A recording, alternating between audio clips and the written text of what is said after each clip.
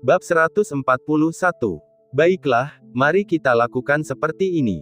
Semua Raja Iblis, mari kita kirimkan perintah dan pertama-tama atur garis pertempuran kita di setiap wilayah, kata salah satu dari mereka. Bagi kita, mari kita belajar dari taktik manusia.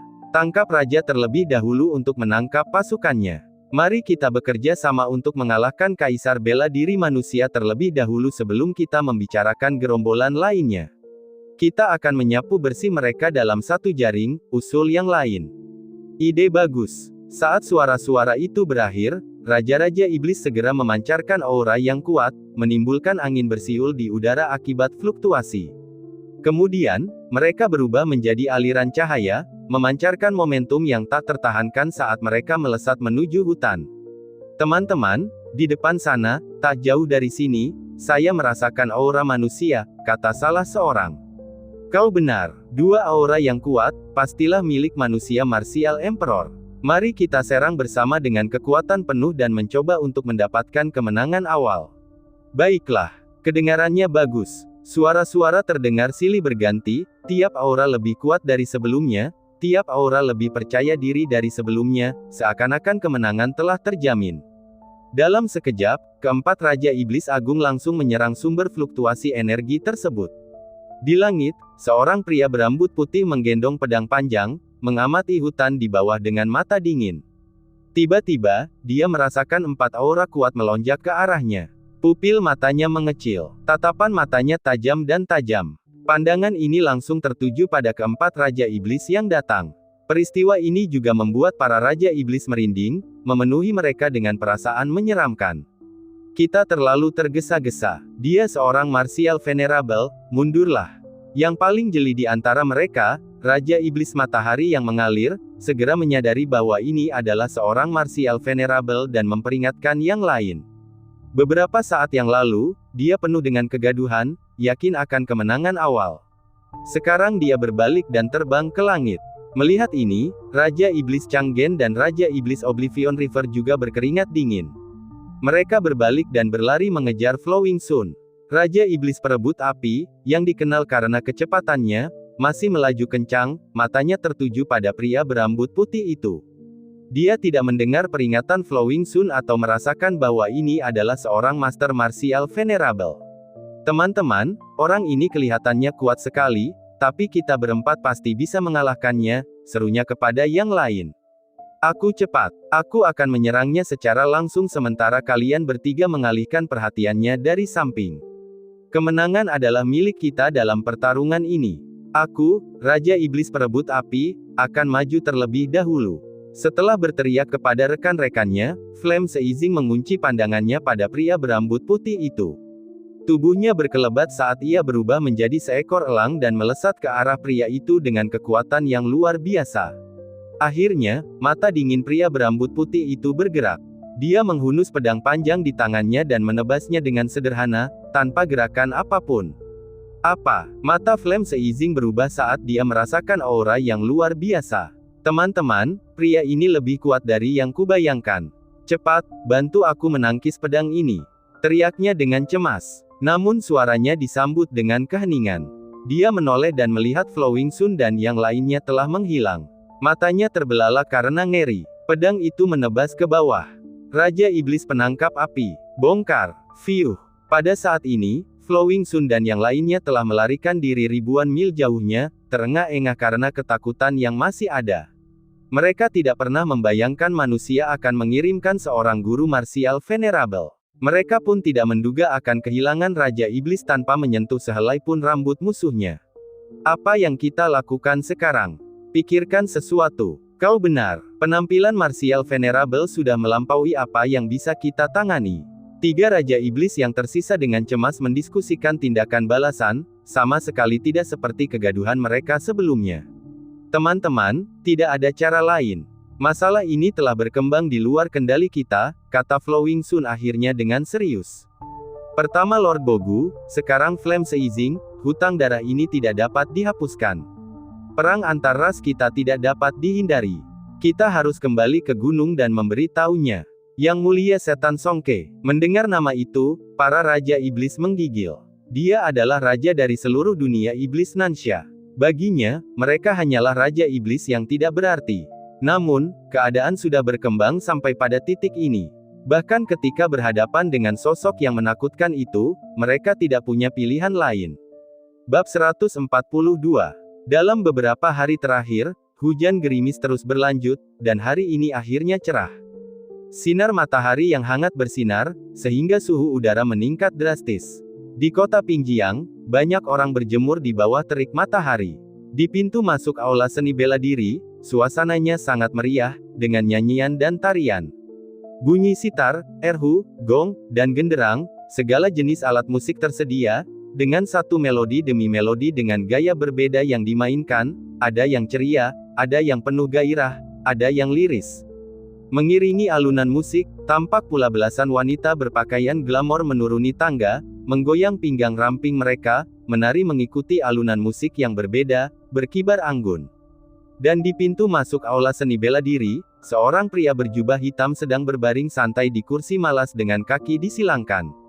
Seiring dengan alunan musik, lengan bajunya berkibar di atas kepalanya secara berirama, dan di kakinya, seekor anjing tengah berbaring, matanya setengah tertutup, mengibas-ngibaskan ekornya dengan ekspresi patuh sambil meremas pahanya. Menakjubkan, suara puas terdengar dari balik jubah hitam. Ia mengambil segenggam koin emas dari baskom besar di sebelahnya dan melemparkannya. Melihat hal itu, para wanita penari itu pun semakin giat bekerja, beberapa di antaranya yang lebih berani bahkan memutar badan untuk mendekati laki-laki berjubah hitam itu. Tubuh mereka yang lembut tanpa sengaja bergesekan dengan laki-laki itu, hampir saja jatuh ke pelukan laki-laki berjubah hitam itu. Meski mereka tidak begitu mengerti mengapa tubuh di balik jubah hitam ini terasa sedikit berduri, dengan baskom besar berisi koin emas di sebelahnya, hal itu tidak menjadi masalah. Hehehe, hebat, luar biasa sekali. Riak tawa datang dari bawah jubah hitam. Telapak tangannya terulur lagi, melemparkan segenggam koin emas lagi, sungguh luar biasa. Tepat saat itu, gerakannya tiba-tiba terhenti, seolah merasakan sesuatu. Seluruh tubuhnya tersentak, dan dia melompat berdiri, mendorong kedua wanita di depannya, berguling dan merangkak saat dia mulai berlari.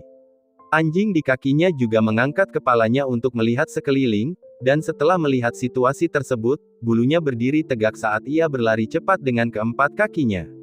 Anjing itu berlari kencang, tetapi pria berjubah hitam itu baru melangkah 2 langkah ketika sebuah telapak tangan mencengkeramnya. Aba, Aba, dia segera berteriak, aku akan, Aba, 7 generasi leluhurmu. Bersamaan dengan omelan itu, tinju terkepal menghantam kepala lelaki berjubah hitam itu. Aba, Baba, Aba. Pukulan ini membuat lelaki berjubah hitam itu terhuyung-huyung, kakinya lemas dan dia menggigil di tanah. Kamu masih, Aba, kamu masih, Aba. Orang yang kembali dari pegunungan dan bergegas kembali adalah Yi Feng. Dia baru saja tiba di pintu masuk dan melihat pemandangan ini. Yang lebih menyebalkan lagi adalah pria berjubah hitam itu menghabiskan koin emasnya dengan sangat boros, bahkan lebih pura-pura daripada Yi Feng. Hal itu membuat Yi Feng marah hingga meledak. Dia mula-mula menghancurkan kepala tengkorak itu dengan pukulan ke kepala, kemudian meraih jubah hitam itu dan memelintirnya menjadi bola, menyeretnya ke sudut untuk diinjak-injak lagi. Aku akan membuatmu menjadi, Aba, aku akan membuatmu sombong sekali. Beberapa hari terakhir ini aku pergi, kamu berani bertindak liar, iya. Dan kau menggunakan koin emasku untuk menghambur-hamburkan uang. Kalau aku tidak menghajarmu sampai mati hari ini, mungkin kau tidak tahu berapa banyak mata yang dimiliki Raja Kuda ini. Yi Feng menginjak tubuh kepala tengkorak itu tanpa menahan diri sedikit pun. Dari celah pintu, anjing Aoking memperhatikan dengan jantung berdebar-debar gugup, dan setiap hentakannya bahkan membuat kelopak matanya berkedut. Bro, bukannya aku tidak setia. Pukulan guru, mungkin hanya Anda di seluruh dunia yang bisa menahannya. Sementara Yi Feng memukuli kepala tengkorak itu dengan keras, para penari wanita juga melihat situasinya buruk. Dengan cekatan, mereka pergi mengambil koin emas di tanah, dengan berani mengambil segenggam lagi dari baskom sebelum buru-buru melarikan diri tanpa jejak. Sialan, koin emasku. Melihat baskom besar berisi koin emas yang hanya tinggal bagian bawahnya saja, Yi Feng hampir menangis. Memang benar ia kini punya uang, tetapi memiliki uang tidak berarti ia bisa melupakan masa-masa kemiskinan. Ia masih ingat tahun itu ketika buku-bukunya tidak laku dan tidak ada yang datang ke balai seni bela diri. Ia telah memakan daun lobak dan campuran nasi selama musim dingin, menyebabkannya sembelit selama berbulan-bulan dan hampir terkena wasir. Memikirkan hal ini, amarah Yi Feng bangkit lagi saat dia terus menginjak kepala tengkorak itu dengan keras. Jadi kamu adalah Yi Feng itu. Tepat pada saat itu, suara arogan terdengar dari belakang. Mendengar ini, Yi Feng, yang salah satu kakinya menginjak kepala tengkorak itu, menoleh untuk melihat. Dia melihat Patriark Qingshan dan seorang pria parubaya berpakaian mewah berdiri di belakangnya. Orang yang baru saja berbicara adalah pria setengah baya yang tidak dikenalnya. Bab 143. Patriark Qingshan menundukkan kepalanya di depan Yi Feng, tidak berani mengatakan sepatah kata pun. Siapa kamu? Yi Feng mengerutkan kening mendengar nada tidak menyenangkan dari orang ini dan bertanya langsung. Siapakah aku? Lu Daseng tertawa dingin, lalu memperlihatkan lambang tanaman obat berwarna putih di dadanya, dan berkata dengan arogan, kau seharusnya mengerti sekarang setelah kau melihat ini. Izinkan aku memberitahu namaku, Lu Daseng. Setelah berbicara, Lu Daseng mengangkat kepalanya tinggi-tinggi dan menatap Yi Feng. Alis Yi Feng sedikit berkerut. Menatap bunga putih tak bernyawa di dada Lu Daseng, dia mengerutkan bibirnya. Lu Daseng. Dia bahkan belum pernah mendengar tentangnya sebelumnya. Namun, dia masih bersikap arogan. Yi Feng tidak mau repot-repot mencari tahu apakah dia datang bersama Patriark Qingshan. Dia hanya melambaikan tangannya dengan acuh tak acuh dan berkata, temanku Qingshan, masuklah dan duduklah. Sedangkan kamu, aku tidak mengenalmu, jadi kamu bisa pergi. Kata-kata Yi Feng langsung membuat marah Lu Daseng. Lambang di dadanya menandakan statusnya sebagai seorang alkemis, dan dengan reputasinya sebagai alkemis terbaik di Nansha, orang ini sebenarnya tidak mengenalinya. Dasar bocah nakal. Ekspresi Lu Daseng berubah dingin saat dia berkata dengan berat, aku tidak punya waktu untuk berdebat denganmu tentang ini. Izinkan aku bertanya padamu, apakah kamu memiliki mutiara api? Mutiara api yang mana? Aku tidak tahu apapun tentangnya. Yi Feng menjawab dengan tidak sabar. Masih mencoba bersikap bodoh padaku. Kalau begitu, jangan salahkan aku karena bersikap kejam. Ekspresi Lu Daseng berubah dingin, dan dia melangkah ke arah Yi Feng. Apa yang sedang kamu coba lakukan? Yi Feng sedikit mengernyit. Apa yang coba kulakukan? Kalau kau tidak mengeluarkan mutiara api, aku akan mematahkan kedua kakimu dan merobohkan sekolah bela dirikumu ini.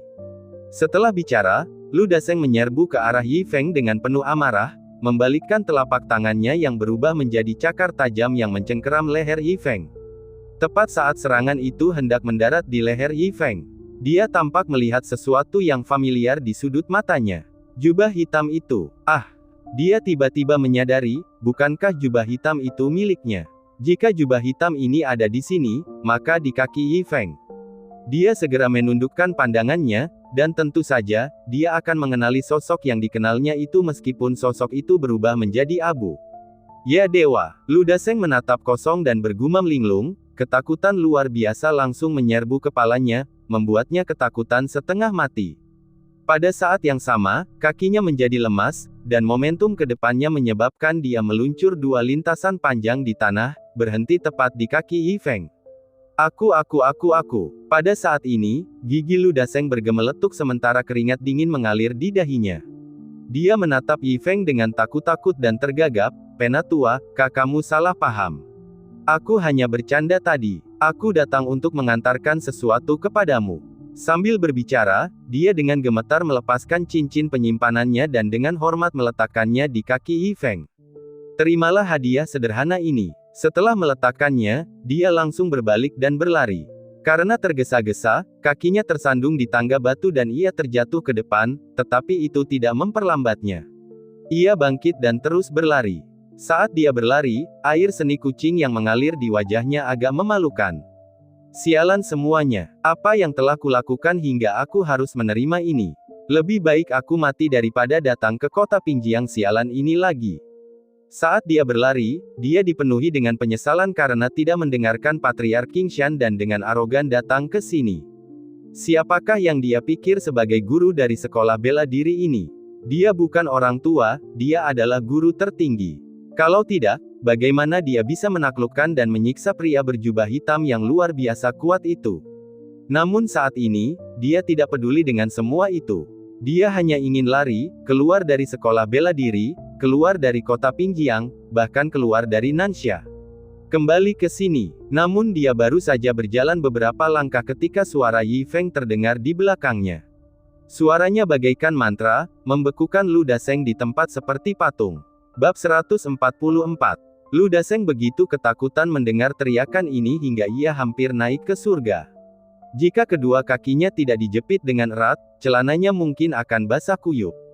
Saat ini, wajah Yi Feng penuh dengan kebingungan.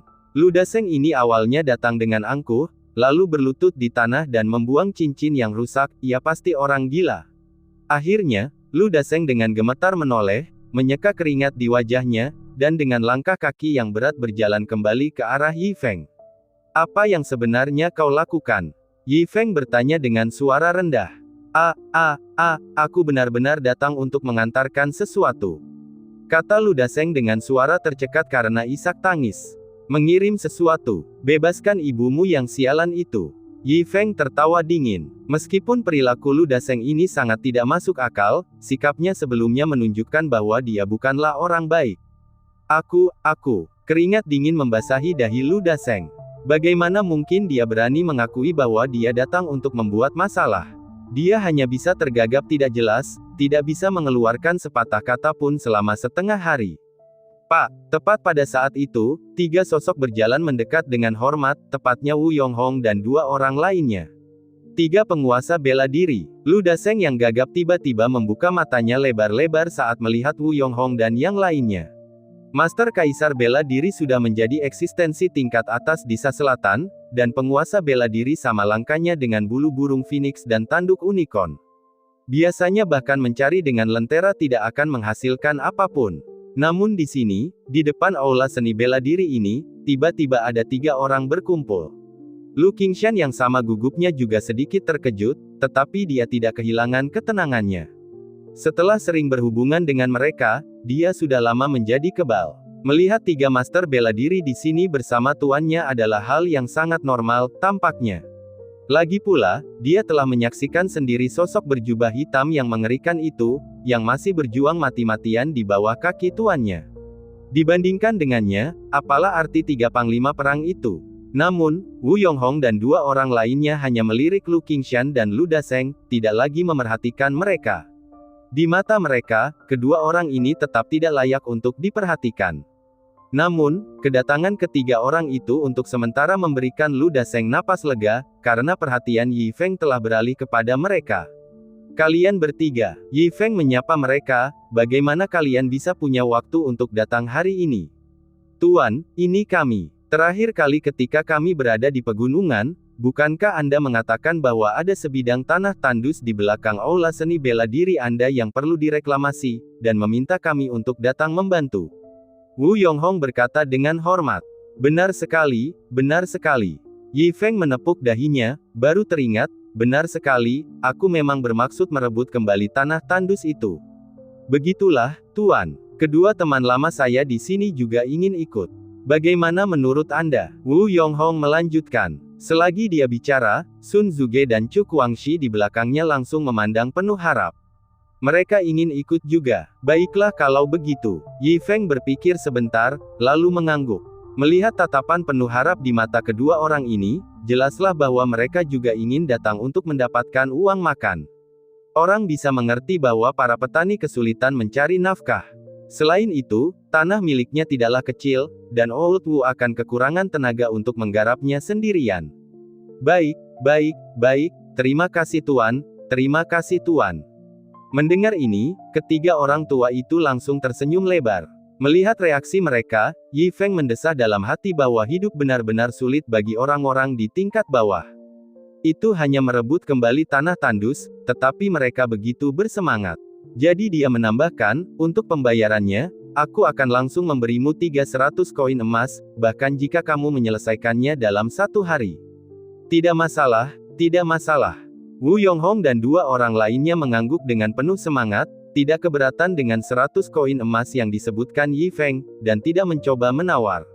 Bagaimanapun, mereka mengerti dengan jelas bahwa orang ini telah turun ke dunia fana untuk bermain, jadi membayar mereka 100 koin demi penampilan adalah hal yang wajar. Baiklah, kalau tidak ada masalah, apakah kamu membawa peralatanmu? Tanya Yi Feng. Wu Yonghong dan yang lainnya saling berpandangan canggung, memperlihatkan ekspresi malu. Tidak apa-apa, tidak apa-apa. Aku sudah menyimpannya di sini. Yi Feng melirik mereka, tunggu saja di sini untuk saat ini. Kemudian, di bawah tatapan mata mereka yang menunggu, ia masuk ke ruang dalam. Tak lama kemudian, ia keluar sambil memegang garu, cangkul, dan sekop.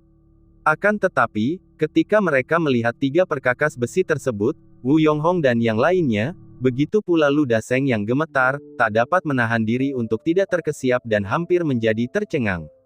Dia sebenarnya telah langsung mengeluarkan 3 artefak suci. 1 untuk kalian bertiga. Yi Feng mengulurkannya dan berkata, memberi mereka, kepada kita. Wu Yonghong dan 2 orang lainnya saling berpandangan, suara mereka terbata-bata, dan telapak tangan mereka gemetar saat ini. Kalau tidak, bagaimana lagi caramu bekerja? Yi Feng memutar matanya ke arah mereka dan berkata, gunakan saja untuk saat ini, aku masih punya lebih banyak lagi kalau sampai rusak. Masih ada lagi. Kata-kata ini hampir membuat Wu Yonghong dan yang lainnya ketakutan. Tuan memiliki begitu banyak artefak orang suci sehingga dia memilikinya secara berlebih.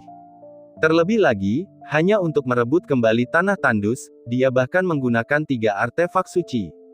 Kedermawanan yang luar biasa, Namun Lu Qingshan tidak terlalu terkejut.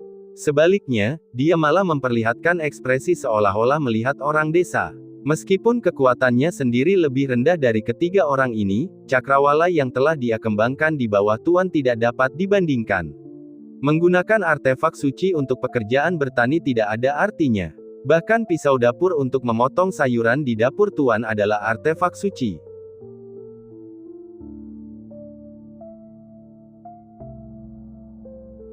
Bab 145. Baiklah, aku masih punya beberapa hal yang harus kuurus di sini. Bagaimana kalau kalian pergi melihat-lihat ke belakang dulu? Beritahu aku kapan kalian ingin mulai bekerja. Kata Yi Feng acuh tak acuh. Ya, ketiganya membungkuk hormat dan berterima kasih, berebut mengambil barang-barang yang telah lama mereka rindukan, lalu memeluknya erat di dada sebelum menuju bagian belakang aula seni bela diri. Melihat ketiganya pergi, Yi Feng akhirnya mengalihkan pandangannya kembali ke Lu Daseng. Alisnya berkerut erat. Meskipun dia biasanya cukup toleran, bukan berarti dia orang yang jujur. Bagi mereka yang jelas-jelas datang untuk membuat masalah, dia tidak akan pernah membiarkan mereka begitu saja. Saat alis Yi Feng berkerut, Lu Daseng tiba-tiba merasakan tekanan tak terlihat menyerangnya, membuatnya benar-benar tak berdaya. Sikap yang mengesankan seperti ini, menurutnya, bahkan lebih mengerikan daripada pria berjubah hitam di bawah kaki Yi Feng. Mungkin tidak langsung, tetapi sikap yang mengesankan seperti ini seperti bagian bawaan dari dirinya, penindasan transendental. Pada saat itu, ia terkapar di tanah, tidak berani menggerakkan sedikit pun ototnya. Bicaralah, apa sebenarnya tujuanmu ke sini? Kata Yi Feng dengan suara berat. Aku. Melihat ekspresi wajah Lu Daseng yang jelek saat dia tergagap, matanya tiba-tiba berbinar saat dia buru-buru berkata, Tuan, saya juga mendengar orang lain mengatakan Anda sedang membuka lahan kosong di sini, jadi saya datang untuk menanyakan apakah Anda membutuhkan pekerja. Jadi kamu juga datang mencari pekerjaan. Yi Feng menatap Lu Daseng, setengah percaya dan setengah curiga saat dia bertanya. Ya, aku benar-benar datang untuk mencari pekerjaan. Melihat Yi Feng tampaknya agak mempercayai kata-katanya, Lu Daseng memegangnya erat-erat seperti tali penyelamat dan berkata dengan sungguh-sungguh, aku benar-benar datang untuk bekerja. Kau harus percaya padaku. Aku tipe orang yang suka bercanda. Aku hanya bercanda denganmu tadi. Melihat penampilan Lu Daseng yang tulus, Yi Feng juga sedikit lebih mempercayainya. Meskipun orang ini terlihat agak gila dan tidak dapat diandalkan, dia sebelumnya telah memberi tahu banyak tetangga bahwa dia telah mendengar tentang masalah ini. Dan di zaman sekarang, kehidupan sulit bagi kelas bawah. Untuk memenuhi kebutuhan hidup, tentu saja mereka akan bergegas mencari pekerjaan apapun yang mereka dengar. Lagi pula, dia adalah majikan yang baik. Kalau dipikir-pikir lagi, orang ini tidak punya konflik dengan Yi Feng. Kalau dia benar-benar bilang dia ke sini untuk cari masalah, sepertinya itu juga tidak masuk akal. Karena kamu datang untuk bekerja, jangan berlutut di tanah. Yi Feng menatapnya dari atas ke bawah dan berkata, tapi jangan membuat lelucon mencurigakan seperti ini di masa mendatang. Ya. Mendengar perkataan Yi Feng, Lu Daseng bergegas bangkit dari tanah, memperlihatkan ekspresi seolah beban berat terangkat dari pundaknya. Pada saat yang sama, mengingat kesempatan bersama 3 master bela diri sebelumnya, matanya tiba-tiba berkilat saat perhitungan muncul di benaknya. Dia buru-buru berkata, "Tuan, saya datang terburu-buru seperti mereka bertiga. Saya juga tidak membawa apapun. Lihat, saya memang punya beberapa hal di sini, tetapi seperti yang Anda lihat, saya sudah punya orang untuk reklamasi lahan. Jika Anda benar-benar menginginkan pekerjaan yang kekurangan orang, hanya ada satu pekerjaan khusus yang perlu dilakukan. Apakah Anda yakin bisa menanganinya?" Yi Feng menatap Lu Daseng dari atas ke bawah sambil berbicara.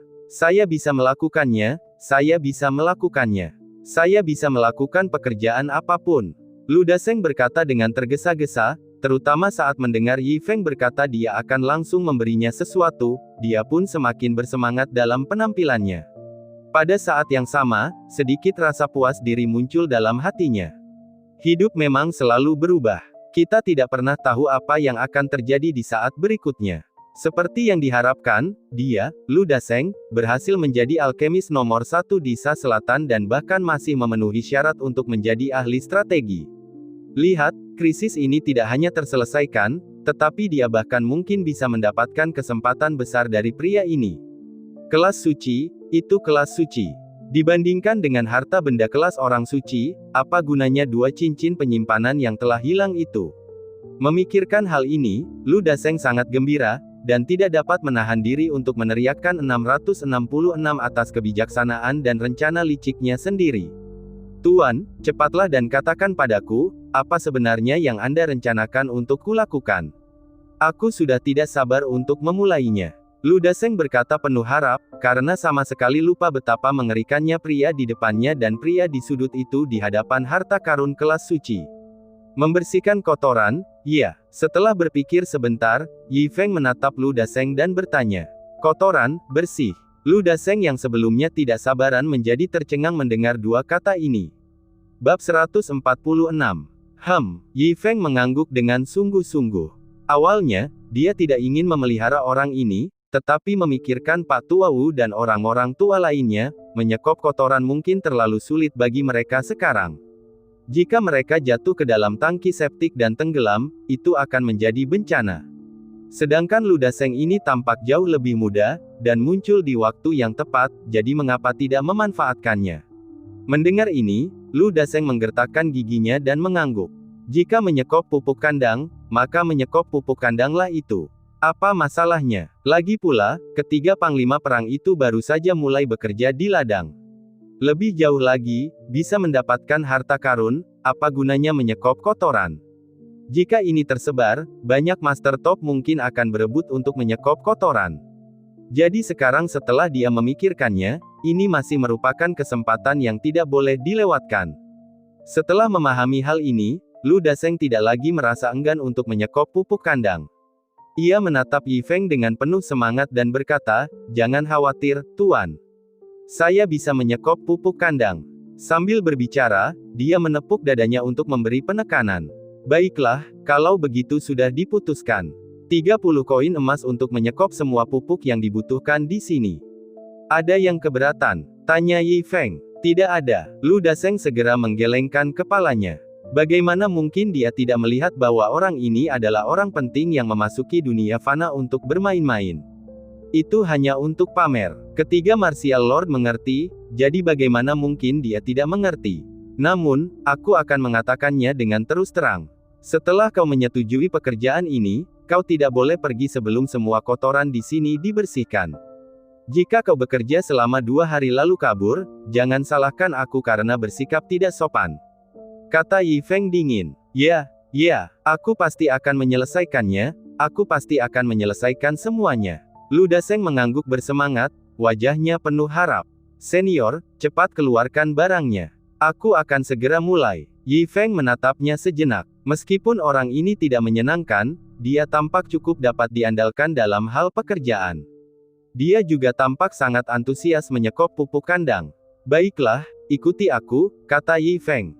Mendengar ini, Lu Daseng segera mengikuti Yi Feng. Namun, dia menyadari bahwa Yi Feng tidak berjalan menuju toko. Bingung, dia bertanya, "Tuan, bukankah kita harus mengambilnya dari dalam?" "Tidak ada di sana, ada di sini. Ikuti saja aku," kata Yi Feng ringan. Masih bingung, Lu Daseng mengikuti Yi Feng ke Pak Tua Wang di sebelah. Setelah bertukar beberapa patah kata, Pak Tua Wang dengan sigap meminjamkan 2 ember sampah dan tongkat pengangkutnya kepada Lu Daseng. Melihat ember-ember sampah itu, mata Lu Daseng hampir melotot. Sambil tergagap, dia menunjuk ke arah ember-ember itu dan berkata, "Tuan, hanya ini. Apa lagi yang bisa dilakukan? Aku tidak punya tempat pembuangan sampah di rumahku," kata Yi Feng dengan serius. Mendengar ini, Lu Daseng terhuyung mundur 2 langkah, hampir tersedak karena terkejut. Mengapa tidak seperti yang dibayangkannya? Lu Daseng merasakan kegetiran di hatinya saat perasaan sedih menyebar di dalam dirinya. Matanya kembali berkaca-kaca. "Tuan, apakah saya tidak boleh melakukan pekerjaan ini lagi?" Lu Daseng bertanya dengan hati-hati. Mendengar ini, ekspresi Yi Feng langsung mengeras saat tatapan dinginnya tertuju padanya. Dia berkata dengan berat, "Apakah kamu mencoba menipuku?" Tatapan tajam itu hampir membuat jiwa Lu Daseng keluar dari tubuhnya. Sambil menggigil, dia cepat-cepat melambaikan tangannya dan berkata, "Senior, tidak, aku akan segera mulai." "Lalu apa yang masih kamu tunggu? Hari ini, bawa semua kotoran dari tangki septik Pak Tua Wang. Kalau kau tidak bisa menghabiskannya, tamatlah riwayatmu," kata Yi Feng berat, tidak memberikan muka sedikit pun kepada Lu Daseng. Sekarang ia menyadari bahwa Lu Daseng benar-benar bersikap sopan tidak akan berhasil dengan orang seperti dia. Kata-kata Yi Feng membuat Lu Daseng menggigil hebat. Jelas, orang ini sekarang marah besar. Meskipun dia masih enggan, dia hanya bisa menggertakkan giginya dan mulai bekerja. Tetapi ketika melihat bak septik itu, air mata Lu Daseng akhirnya tumpah, dan dia hampir pingsan. Sialan semuanya. Sudah berapa lama mereka tidak membersihkannya? Kotorannya menumpuk seperti gunung. Namun kemarahannya tidak ada gunanya. Dengan cepat ia mulai bekerja, kata-kata Yi Feng tadi masih terngiang di telinganya. Ia tidak ragu bahwa jika ia tidak menyelesaikannya, ia akan meninggalkan hidupnya di sini. Selain itu, dia juga tidak berani menggunakan kemampuannya. Menyinggung orang ini lagi mungkin akan membuatnya kehilangan kesempatan untuk menyekop pupuk kandang. Sambil mengangkat ember penuh pupuk kandang, Lu Daseng berlari meninggalkan jejak angin di belakangnya. Saat dia berlari, air mata mengalir tak terkendali di wajahnya. Kehilangan 2 cincin penyimpanan itu adalah hal yang wajar, tetapi baginya, sang alkemis nomor 1 di South Sa, yang sedang menyekop pupuk kandang, bagaimana mungkin dia bisa menunjukkan wajahnya jika hal ini sampai terbongkar. Bab 147. Melihat Lu Daseng berlari pergi sambil membawa pupuk kandang, Yi Feng akhirnya menunjukkan senyum puas. "Saya benar-benar minta maaf, Tuan, karena membawa orang ke sini tanpa persetujuan Anda. Mohon maafkan saya." Setelah Yi Feng menyelesaikan pekerjaannya, Patriark Qingshan bergegas menghampiri dengan cemas dan meminta maaf, "Tetapi saya juga dipaksa oleh keadaan, saya benar-benar tidak punya pilihan." "Tidak apa-apa." Yi Feng melambaikan tangannya dan berkata, "Karena mereka sudah ada di sini, tidak masalah." Dia tidak menanggapi masalah ini dengan serius. Meskipun dia tidak tahu di mana Lu Qingshan bertemu dengan orang seperti itu, pria jujur ini jelas bukan tandingan untuk pekerjaan menjijikkan itu. Sebenarnya, Yi Feng bahkan harus berterima kasih kepada Lu Qingshan. Lagi pula, di mana lagi dia bisa menemukan pengangkut kotoran yang bagus seperti itu? Trik ranjang yang pastikan 20x lebih jantan, istri jamin puas. Alfaman, minum 2x sehari, lihat dia bangun dengan kepuasan tak terhingga. Alfaman. Melihat ini, Lu Qingshan segera menghela napas lega, dan menunjukkan senyum penuh terima kasih. Dia tidak bisa tidak mengagumi kebijaksanaan sang guru. Alkemis pertama Nansha membawa pupuk kandang ke sini. Penghinaan semacam ini mungkin lebih tak tertahankan daripada membunuh Lu Daseng. Terutama melihat lubang penuh kotoran, Patriark Qingshan tidak dapat menahan diri untuk tidak memandang Lu Dasheng dengan rasa iba. Kakak, bisakah kau membantuku? Yi Feng bertanya lagi dengan tergesa-gesa. Tuan, tolong beritahu saya, kata Patriark Qingshan cepat. Muridku Zongqing terluka dan terbaring di kamar dagang Baofeng. Bisakah kau membantuku membawanya kembali dari sana? Aku harus membuat obat di sini, dan benar-benar tidak bisa pergi. Yi Feng berkata dengan cemas. Jangan khawatir, Tuan. Saya akan segera mengurusnya. Patriark Qingshan segera menyetujui, dan mulai menuju kamar dagang Baofeng.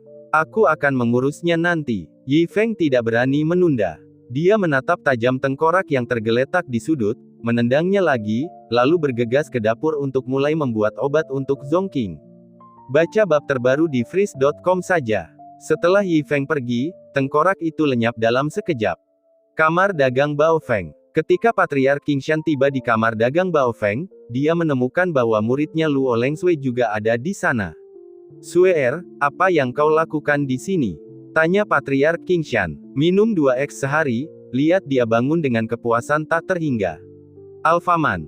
Guru, beberapa hari yang lalu Paman Yin memberitahu saya bahwa murid tuan muda sedang dalam pemulihan dari cedera di sini. Untuk masalah sebesar itu, bagaimana mungkin kita bisa bersikap ambigu? Jadi murid itu telah berada di sini untuk merawat murid tuan muda akhir-akhir ini. Selagi berbicara, Luo Lengsui menuntun Patriark Qingshan ke sebuah ruangan mewah. Di dalam, Zongqing terbaring di sana, wajahnya pucat pasi. Selain perawatan Luo Lengsui, ada juga 6 atau 7 wanita muda cantik yang menunggu Zongqing, memijatnya, mencuci wajahnya, dengan sibuk merawatnya. Sempurna. Patriark Qingshan memandang Luo Lengsui dengan penuh persetujuan. Murid ini memang yang paling dicintainya. Dia benar-benar memahami ajarannya. Namun, Tuan, kondisi Zongqing sangat serius. Luo Lengsui berkata dengan cemas, dalam beberapa hari ini, Paman Yin telah mengundang hampir setiap dokter terkenal di kota ini, tetapi mereka semua tidak berdaya. Tetapi orang-orang yang melukainya hanya dari kamar dagang Pingjiang. Secara logika, seharusnya tidak seserius itu sehingga semua orang tidak berdaya. Patriark Qingshan juga mengerutkan kening. Ini juga sesuatu yang tidak dapat ia pahami. Ia selalu mengira Zongqing adalah seorang jenius yang menentang surga, tetapi setelah dilukai oleh kamar dagang Pingjiang, ternyata ia bukan seorang jenius. Zongqing bukanlah seorang jenius. Malah, dia adalah orang bodoh yang tidak berguna, bahkan tanpa kultivasi apapun, yang meridiannya telah diblokir. Tetapi jika dia memang tidak berguna, bagaimana mungkin tuan muda, dengan kemampuannya yang hebat, mau menerimanya sebagai murid? Ini sangat kontradiktif. Lupakan saja, kita tidak bisa berspekulasi tentang ini. Pertama-tama bawa tuan muda Zong kembali ke tuan muda. Patriark Qingshan berkata dengan sungguh-sungguh, tuan muda akan secara pribadi menyembuhkan tuan muda Zong, jangan khawatir. Luo Lengsui mengangguk, dan segera memanggil kereta. Muridku, minumlah obat ini, dan engkau pasti akan baik-baik saja. Yi Feng mengipasi dirinya sendiri dengan kipas sambil merebus obat untuk Zongqing, bergumam penuh percaya diri dalam hati. Ia masih memiliki keyakinan penuh dalam mengobati penyakit. Bagaimanapun, ia telah mencapai alam yang sebanding dengan para dewa, yang telah dibuktikannya. Tahun itu, Ahua di East Street tidak bisa. Setelah minum obat yang diresepkan oleh Yi Feng, dia tidak hanya mengandung anak kembar, tetapi ampas yang diberikan kepada induk babinya yang mandul menyebabkannya tiba-tiba melahirkan 8 anak babi. Hanya dalam waktu 3 bulan, anak-anak babi yang sehat itu membuat lubang besar di atap kandang. Kadang-kala Yi Feng bahkan berpikir, jika dia tidak membuka perguruan bela diri, tetapi malah membuka klinik, dia sudah menjadi kaya raya sejak lama. Segera, Patriark Qingshan dan Luo Lengsui membawa Zongqing kembali. Yi Feng tidak bersikap sopan kepada mereka. Setelah memasukkan Zongqing ke dalam kamar, dia memberinya obat yang baru saja direbusnya. Batuk-batuk-batuk. Tidak lama setelah diberi obat, Zongqing yang pingsan, tiba-tiba batuk hebat, jelas sudah bangun sekarang. Patriark Qingshan dan Luo Lengsui di sisinya memperlihatkan ekspresi kagum. Obat ini benar-benar bekerja seperti campur tangan surgawi. Seperti yang diharapkan dari tuan muda. Secara tidak sadar, Patriark Qingshan menempelkan lengannya di meridian Zongqing. Namun begitu dia melakukannya, matanya terbelalak kaget, bola matanya melotot keluar. Dia terkejut saat mengetahui bahwa perubahan luar biasa tengah terjadi di tubuh Zhongqing, yang entah bagaimana membuka serangkaian meridian baru yang lengkap. Dan struktur meridian ini benar-benar berbeda dari milik mereka, sebuah konstruksi meridian yang sepenuhnya baru. Ini bukan meridian manusia. Patriark Qingshan bergumam terbata-bata, sementara pikirannya berpacu kencang untuk mencari informasi tentang meridian semacam ini. Setelah sekian lama, matanya tiba-tiba bersinar. Saat matanya berbinar, seluruh tubuhnya tak kuasa menahan gemetar. Karena dia akhirnya ingat dalam ingatannya, struktur meridian macam apa ini? Bab 148. Ini adalah keturunan dari klan Dewa Kuno. Gelombang keterkejutan melanda hati Lu Qingshan saat matanya menatap tajam ke arah Zhongqing, dia terkesiap. Kalau bukan karena obsesinya dengan teks kuno dan kecintaannya meneliti kisah sejarah yang terlupakan, mungkin dia tidak akan mengenali titik meridian tertinggi ini. Legenda mengatakan bahwa ketika benua Sungai Abadi pertama kali membuka langit dan bumi, banyak sekali klan berkembang biak, dan untuk bersaing memperebutkan kekuasaan atas benua tersebut, berbagai klan terlibat dalam perang besar yang berlangsung selama jutaan tahun. Saat itu, makhluk hidup menderita banyak sekali korban. Dibandingkan dengan berbagai klan, ras manusia hanya memiliki jumlah yang besar, dan tidak memiliki kemampuan khusus. Pada titik terendah mereka hampir punah. Namun pada saat itu, sekelompok orang tiba-tiba muncul di antara manusia. Mereka memiliki kekuatan yang luar biasa, dan memiliki struktur meridian yang sama sekali berbeda di tubuh mereka. Mereka memimpin ras manusia untuk melakukan serangan balik, dan dalam waktu kurang dari 10.000 tahun, mereka menguasai seluruh benua, menjadikan ras manusia sebagai penguasa semua klan. Dapat dikatakan bahwa tanpa mereka, tidak akan ada ras manusia saat ini. Untuk memuji mereka, orang-orang menjuluki mereka klan dewa. Mungkin karena kecemburuan surga, klan dewa tidak bertahan lama, dan telah memudar dalam sungai panjang sejarah. Kemudian, dalam 5 juta tahun sejarah benua itu, beberapa keturunan klan dewa ditemukan, tetapi tanpa kecuali, mereka semua menjadi tokoh yang mengguncang benua itu. Namun, bahkan yang paling baru pun berasal dari 2 juta tahun yang lalu. Sekarang, meridian semacam ini telah lama menghilang. Kalaupun benar-benar ada, mustahil bagi manusia untuk menemukannya, sebab setelah 5 juta tahun mengalami berbagai perubahan genetik dan garis keturunan, sekalipun seseorang memiliki meridian klan dewa, meridian itu akan sangat tersembunyi sehingga tidak bisa dideteksi sama sekali, apalagi dibangkitkan. Satu-satunya cara untuk membangkitkan garis keturunan ini adalah dengan mendorong seseorang ke ambang kematian, lalu memacu mereka dengan ramuan yang tak tertandingi. Kalau begitu, peluangnya hanya 10–20%. Dengan pemikiran ini, Lu Qingshan menatap Yi Feng dengan kekaguman yang memenuhi tatapan matanya yang terkejut. Tidak heran orang seperti Zhongqing bisa diterima sebagai murid oleh guru. Ternyata dia adalah keturunan klan dewa. Guru pasti sudah mengetahui asal-usul Zhongqing dari klan dewa sejak lama.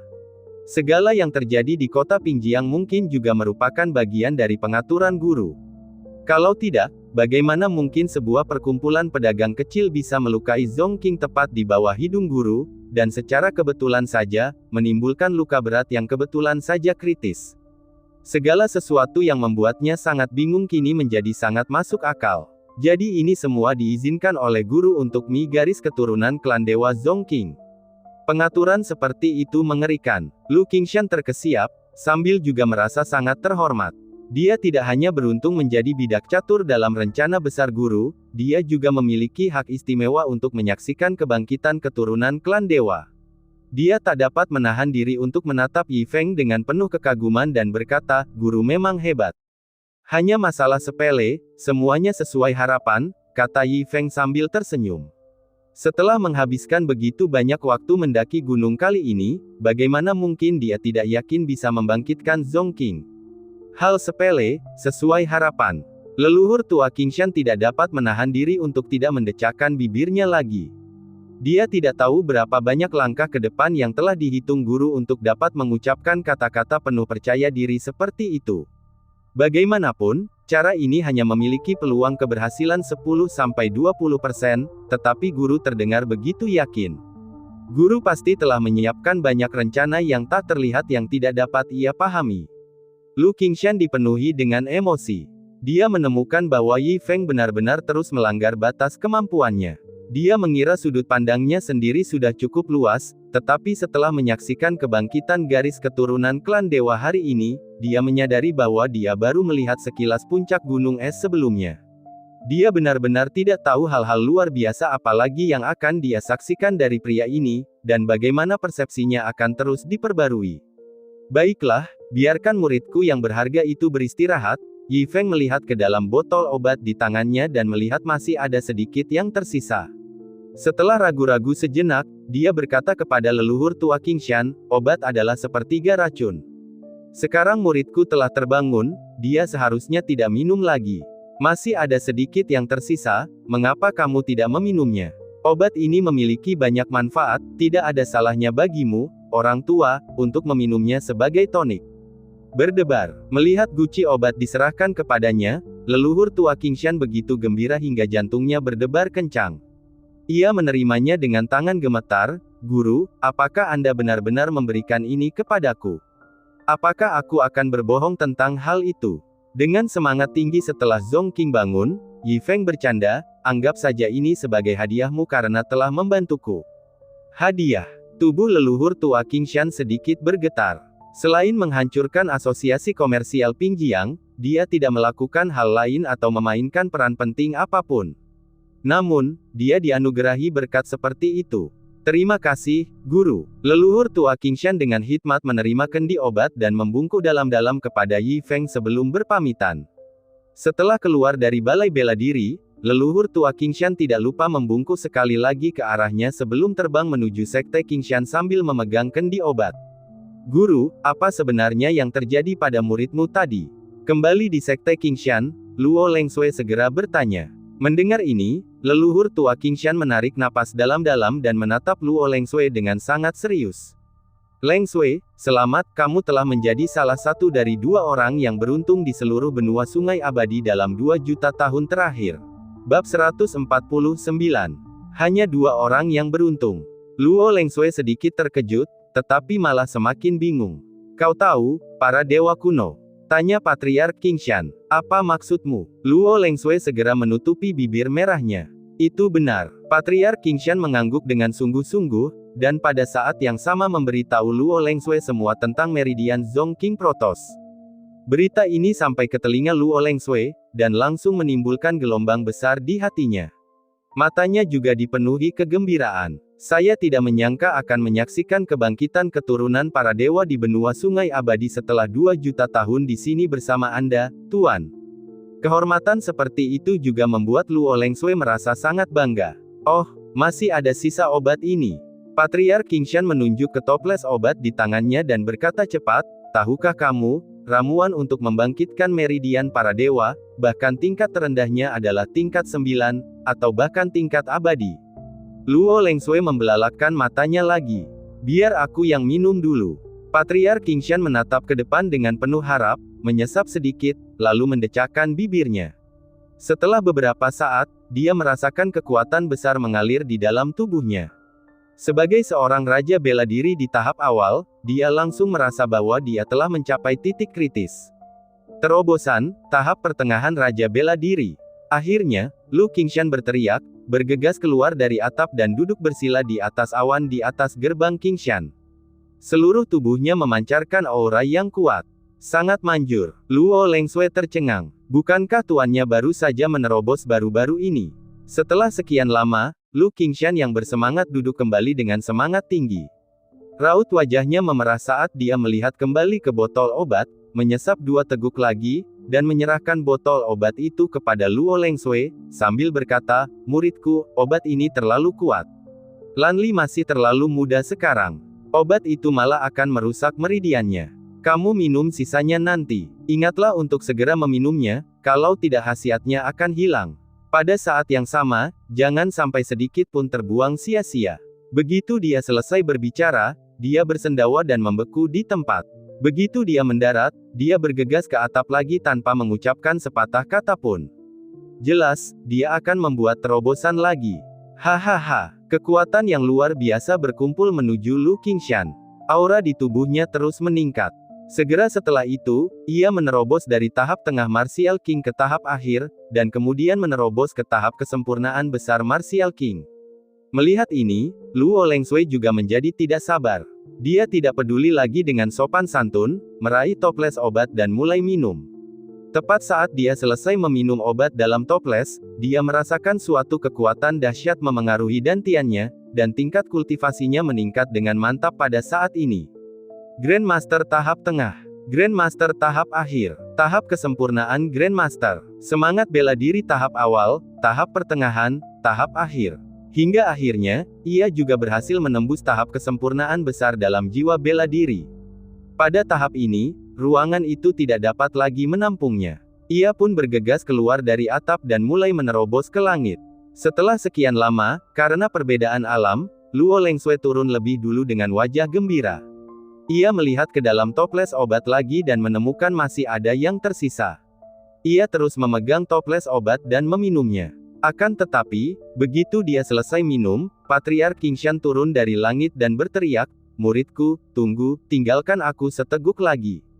Melihat ini, Luo Lengsui buru-buru menjelaskan, "Tuan, saya sudah minum seteguk terakhir."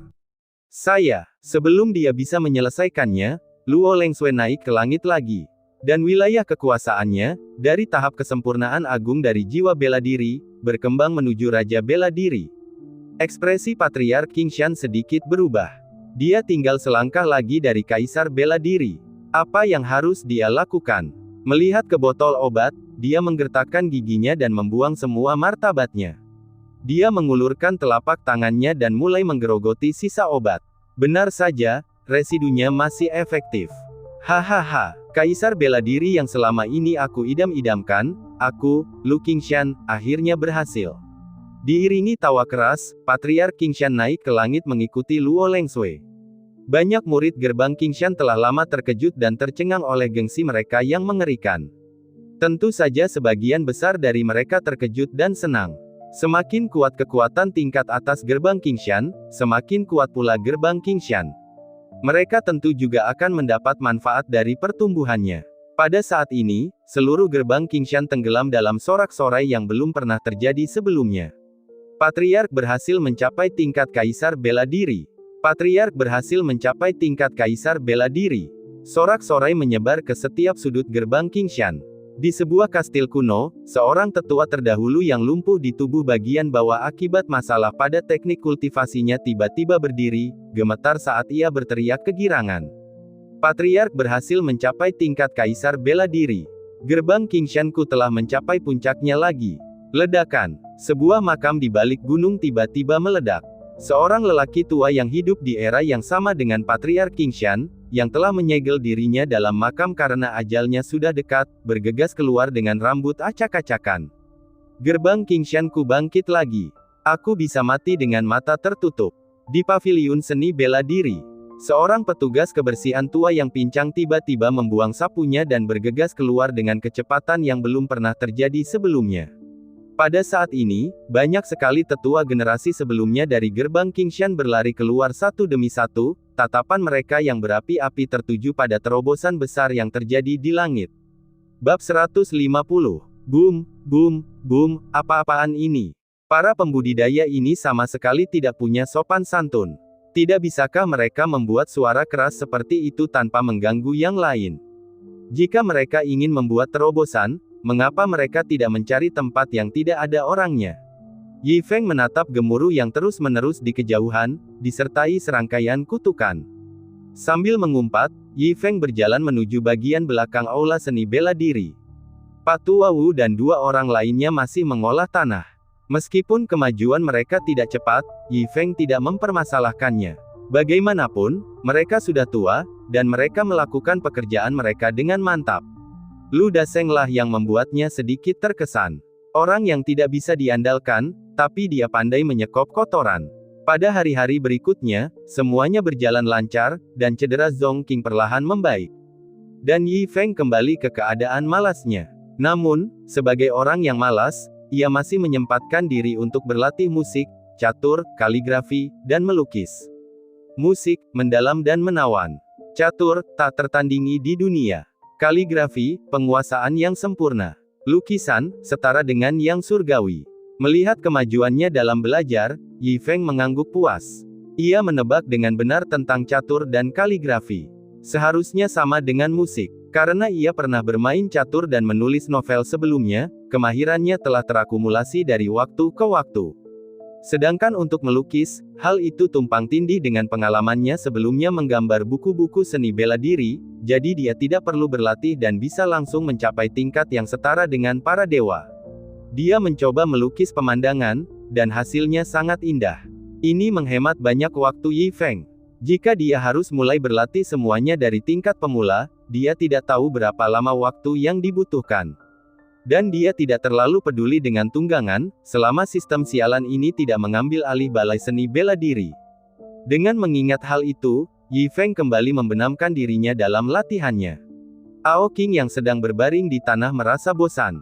Dia benar-benar merindukan saat-saat ketika dia dulu membuat masalah dengan skeleton Brother. Pada saat ini, seberkas cahaya redup berkedip pada tanda di dahinya, tanda komunikasi unik dari klan Serigala Iblis Langit Pemakan. Melirik Yi Feng yang tengah fokus memainkan Qin, Ao Qing berdiri dan berlari keluar aula seni bela diri. Setelah meninggalkan aula seni bela diri, Ao Qing segera melepaskan kecepatan tertingginya, menghilang seperti bintang jatuh dalam sekejap mata. Ternyata sekarang, dia telah mencapai alam Raja Iblis saat mengikuti Yi Feng. Setelah meninggalkan kota Pingjiang, dia bergegas ke pegunungan.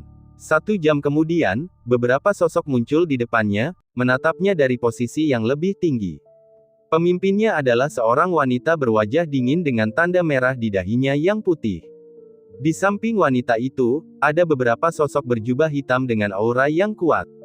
Jika ada ahli di sini, mereka akan menyadari energi iblis yang kuat yang terpancar dari orang-orang ini. Ao Qing Cheng, kenapa kamu? Melihat wanita ini, ekspresi Ao Qing tiba-tiba berubah, dan dia secara naluriah mundur beberapa langkah. Ya, ini aku. Wanita itu memunggungi Ao Qing dan berbicara dengan nada tanpa emosi. Bagaimana, apakah kamu baik-baik saja? Mendengar ini, wajah Ao Qing menampakkan ekspresi kebencian. Meskipun wanita ini cantik, dia berbisa seperti ular. Dia adalah wanita suci dari klan Serigala Iblis Langit Pemakan, yang statusnya setara dengan ayahnya. Di seluruh klan, semua Serigala Iblis menganggapnya sebagai dewi mereka. Awalnya, Ao Qing juga sangat mengaguminya, tetapi bahkan sebagai pangeran ketiga dari suku Serigala Iblis Langit yang melahap, dia tidak memiliki kualifikasi untuk berbicara dengannya. Di hadapannya, dia merasakan rasa rendah diri yang mendalam dan hanya bisa mengamati dari kejauhan, tidak berani mendekat. Namun suatu hari, dia tiba-tiba mendekatinya.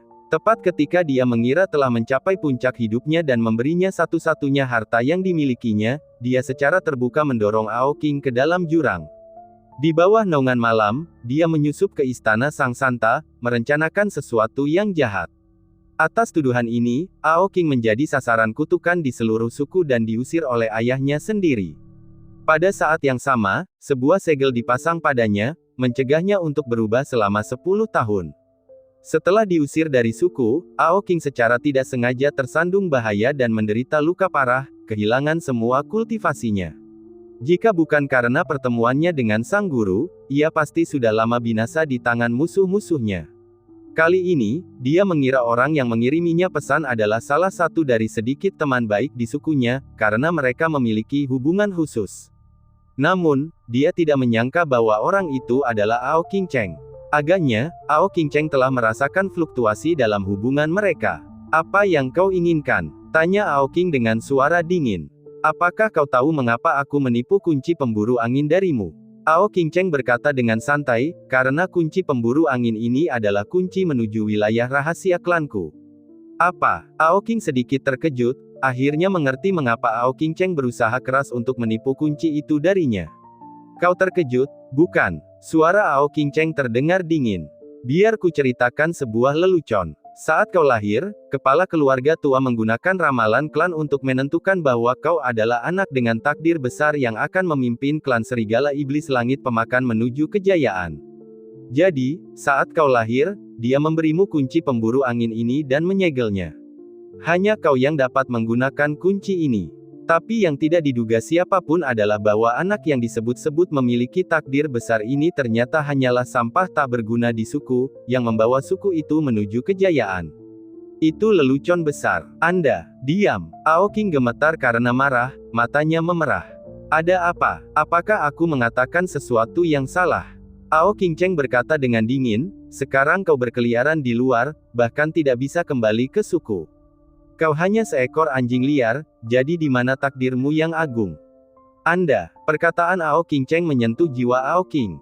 Diusir dari suku selalu menjadi kenangan yang menyakitkan baginya, terutama ketidakadilan dan pemukulan oleh semua orang. Itu adalah perasaan yang sulit diungkapkan dengan kata-kata. Tapi sekarang, aku bisa memberimu kesempatan. Tiba-tiba, nada bicara Ao Qingcheng berubah, dan pada saat yang sama, tubuhnya berbalik, memperlihatkan wajah yang sesuai dengan namanya, wajah yang dapat menggulingkan negara. Kembalilah ke suku bersamaku dan gunakan kunci pemburu angin untuk membuka alam rahasia. Aku dapat membantumu mengangkat segel dan mendapatkan kembali wujud manusiamu. Pada saat yang sama, aku akan menemukan cara untuk menjernihkan kesalahpahaman suku terhadapmu. Dan tentu saja, pada akhirnya, aku akan memberimu hadiah yang besar. Dengan kata-kata itu, tangan gioknya yang ramping mengeluarkan pil putih yang berkilau dan bening. Dia berkata dengan santai, ini adalah pil Raja Yao. Dengan pil Raja Yao ini, pil ini dapat membantumu menembus alam Raja Yao. Dengan mempertimbangkan bakatmu, pil ini dapat menghemat setidaknya 50 tahun kultivasi yang sulit. Bagaimana menurutmu? Ao Qingcheng sedikit mengangkat bibir merahnya yang mempesona.